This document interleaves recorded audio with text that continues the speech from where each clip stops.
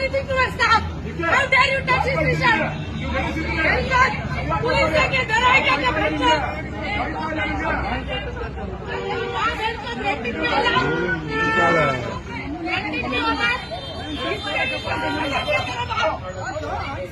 मुझे भी ऐसे ही किया।